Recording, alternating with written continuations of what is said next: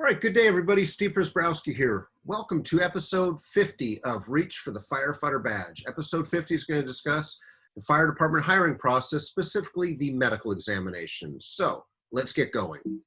As a reminder, my two websites, code3firetraining.com as well as chabotfire.com, have lots of great free information on there to help you be the best you can be as you prepare to become a firefighter or you prepare to get promoted once you're in the fire service. And on my website, two of the three books I've had published, the Reach for the Firefighter Badge, as well as the Future Firefighters Preparation Guide, both great resources to help you prepare as you navigate through the process of becoming a firefighter. All right, question that comes up a lot is, at what point of the hiring process will I have to go through a medical examination and what will entail? Well, we already talked about the physical ability test. The physical ability test, such as the CPAT, Candidate Physical Ability Test, is different from the medical examination. This is not necessarily you doing anything physical. It's a doctor checking you out. So let's start discussing what a medical exam entails. Typically, it's one of the last phases of the hiring process, usually after a conditional job offer has been extended and usually after the background investigation has been completed. Because just because you get a background doesn't necessarily mean that you're going to the show, you're going to the big leagues. You're getting closer though. But by the time you get to the medical examination, it usually is that last phase. So again, don't count your chickens until they're hatched, but you're on a good track at this point. Also, a term you may not be familiar with, but I hope you are, NFPA. NFPA stands for National Fire Protection Association. NFPA is sort of a consensus standards setting organization. Now, fire departments are not required to adopt the NFPA standards. They're more best practices. There is no NFPA police that I think any of us are aware of. However, if you're a fire department, you should be trying your best to be following NFPA best practices. They're just the right thing to do when possible and if applicable.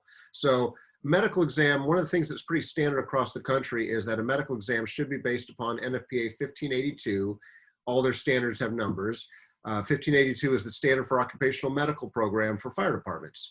GTS, and if you haven't heard me use that term before, it's basically Google that shit, Google that stuff, whatever it is, but Google or whatever search engine you have, you should be able to Google that and then find a free download. Now, the NFPA is there obviously to charge for physical documents or digital downloads, but if you log in with a free login, they do have a way for you to access free content.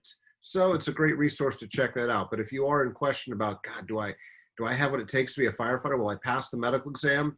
Well, I'll be honest with you that in years past, I think medical exams were a lot more maybe stringent. They're still very stringent, don't get me wrong.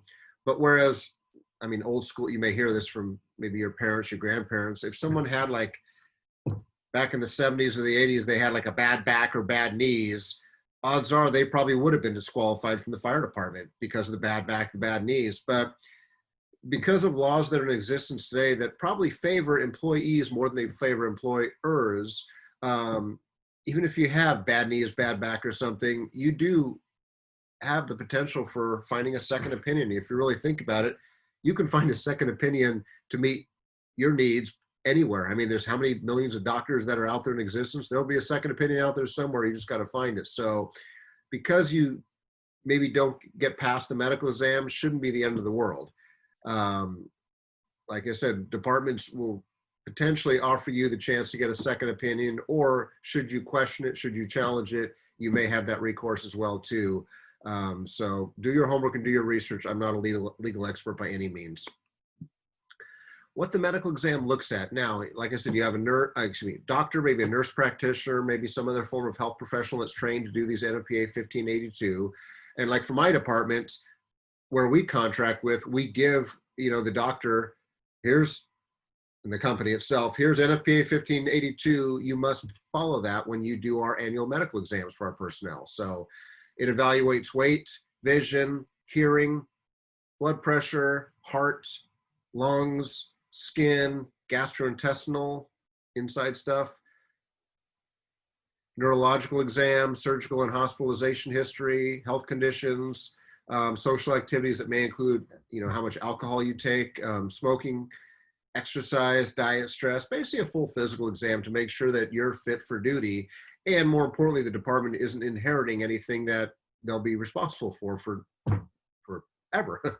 So these are the basic areas. But again, if you do have any concerns, check NFPA 1582 out. Now, one of the things that comes up a lot of times is I get a lot of people that sometimes call me up and say, hey, Chief, hey, Steve, I've got this on my background, meaning medical wise. Maybe I've got bad eyesight or sort of bad hearing or whatever. Should I not even bother becoming a firefighter? Well, I don't want to be that person to tell you that, because I don't have that answer. Nobody does have that answer except you. And when I say that is, first of all, read NFPA 1582. You should be able to do so free online, like I shared earlier. But you know what? Try. What's the worst they could do? Tell you, sorry, we're passing on you, but you're happy to get a second opinion if you want. Give it a shot. Seriously. Because in all honesty, you could put 10 departments side by side and you may get 10 different answers, because again, you may have 10 different doctors or whatever medical professional evaluating you. And there's always chance for deviation. So I wouldn't give up until they tell you to give up. And even if they do say, sorry, you're not getting hired because of whatever, then see what your recourse is to challenge that. And it's not a stigma to challenge anything. Many people have been hired after maybe being told the first time you didn't pass your medical examination. So again, you don't want to be a rebel rouser, but again, there are recourses as long as you're tactful, respectful, and appropriate, I guess. So once you get the green light for passing the medical examination, it's usually one of the last steps, if not the last step, before you go to the recruit academy. So you get that medical examination. Usually the next thing in the department's giving you a call and saying, hey, Steve, you've successfully passed all the conditional offer phases. And you know what? Welcome to the academy.